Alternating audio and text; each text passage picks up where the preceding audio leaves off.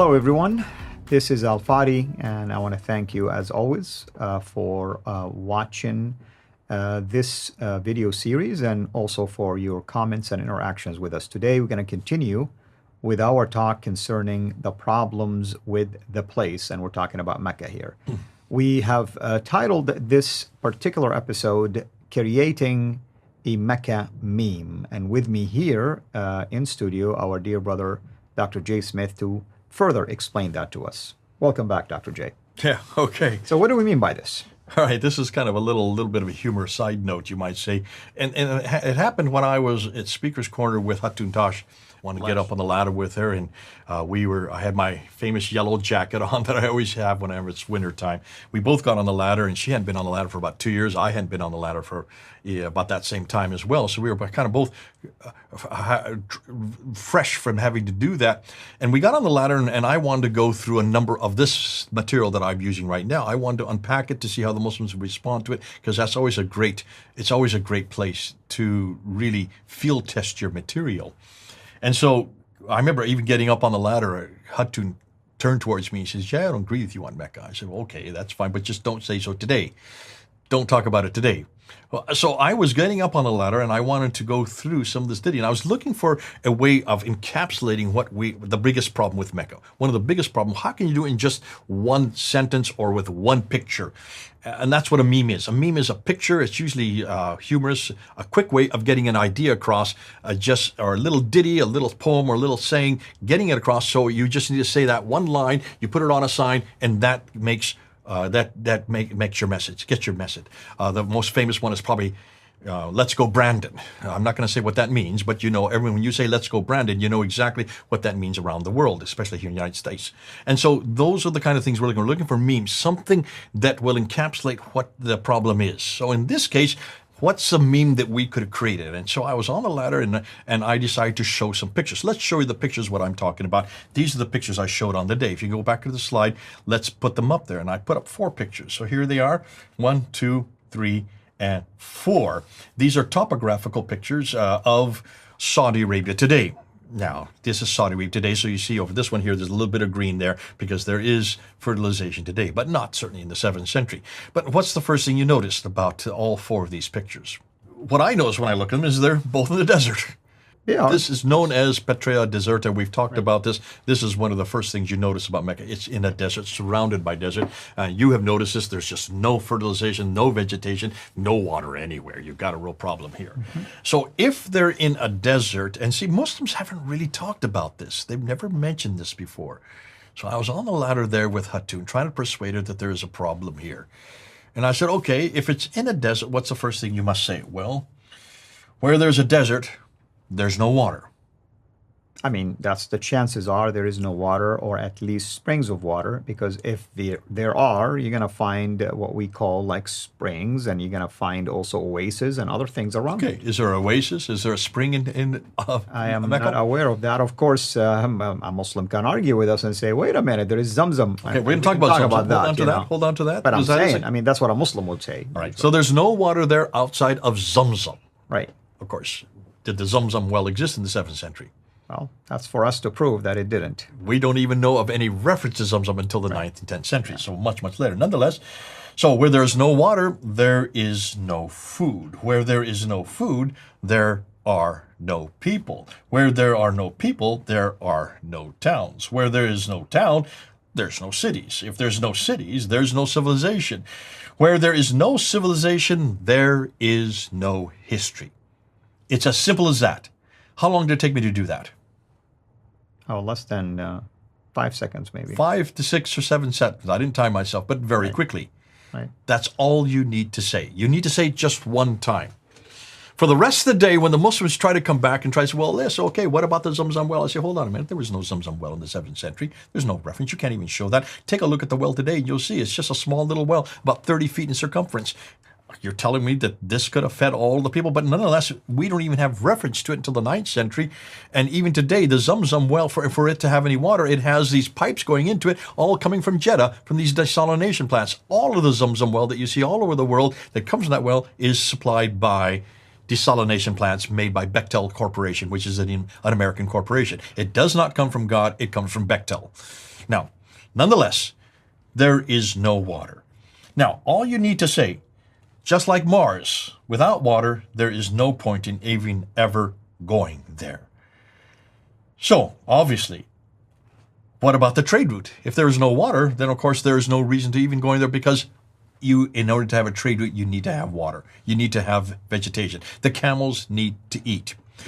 What that means is that any time that anybody comes up in every conversation, this is what we've been doing now, and this is what I'm telling you Muslims, I'm telling those who are working with Muslims, whenever you talk about Mecca, or whenever you talk about Muhammad, or whenever you talk about the history of Islam or the Quran or the people called Muslims, whenever you bring up those 5 things that we're asking for, Muslims always default back to the Islamic tradition, the standard Islamic narrative. That is the only narrative they know. That's the only narrative they have, which is the 9th and 10th century. Remind them that's all the 9th and 10th century.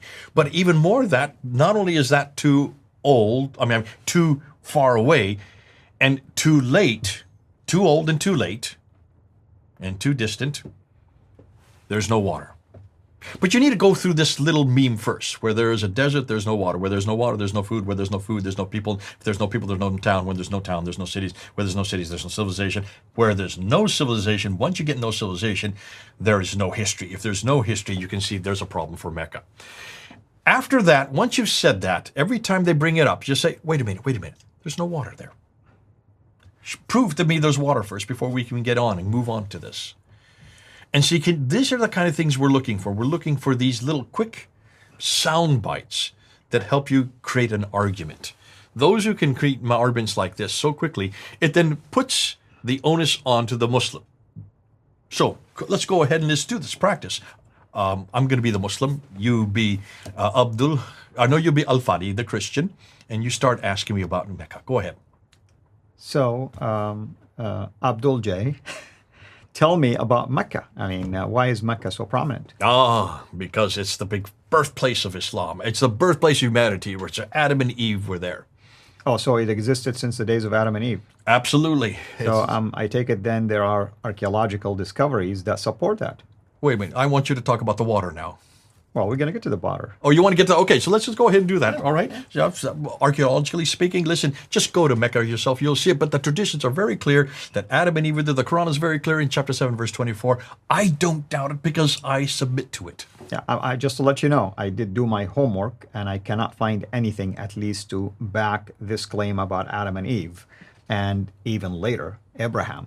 So why was it such an important city, basically, beside its religious? Center of trade, north, south, east, west. Remember what Montgomery Watt said? Montgomery Watt had supported that. It was a center of trade. That's why Mecca was important. That's why Muhammad was important. So what you're saying is, if I go to early trade maps, I'm going to see Mecca also?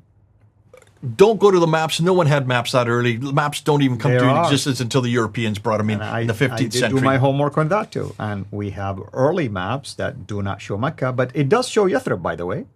It does show Petra. It does show others, Aden, but it does not show Mecca. And the reason why is because people back at those time didn't use the name Mecca. They used the name Makaraba. Makaraba is well known on all these maps. I would encourage you to do a study on that as well. But let's talk about now, if it is really that important and it's a trade center, that means there was civilization. And I want you to tell me, how was this civilization sustained water-wise? What do you mean water-wise? We have the Zamzam well there. Listen, there's been all kinds of water there. You can see springs today. Go and see. There are olive trees in Mecca. There are all kinds of fertilization. There's vegetation all over Mecca. Have you seen a picture of the Zamzam well? Well, yes, I've seen pipes going into it, pipes coming out of it. Before the pipes. Well, listen. Don't interrupt me now. Take a look at the Zamzam well. You can get it in your own town. They're all over the world. You can get Zamzam well water, and this is flavored water. When pipes are feeding it, absolutely, you can get it everywhere. But before the pipes were added, let's say the time of Muhammad, do you think really Zamzam supported like the entire town of Mecca? God provided water in the well. That's why the pipes have to pump it out. There's so much of it because God has provided it from the time of Adam and Eve. Can you prove it to me? Prove what? Sorry. That's the case. I just told you. Look at the pipes. No. See the pictures. I need evidence to support this. I just sent you. Look at the pictures. They're right there.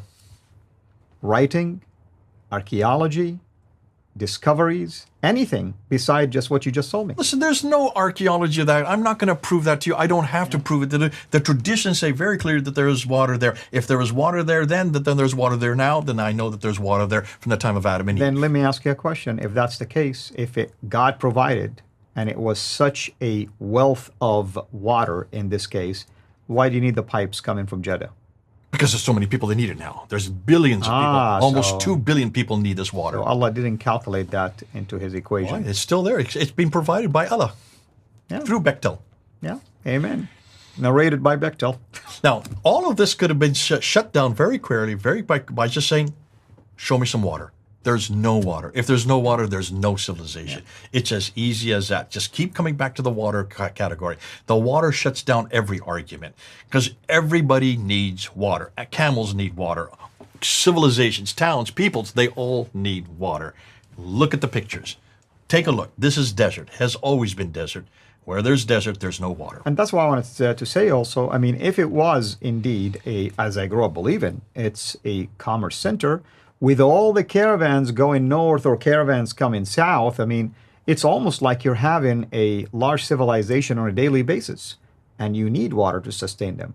In fact, they would go there probably to rest for a couple of days, and they would expect to have all of their needs, food, water, everything else. But there's no water. But there is no water, indeed. You've heard the man. Until next time, have a blessed day.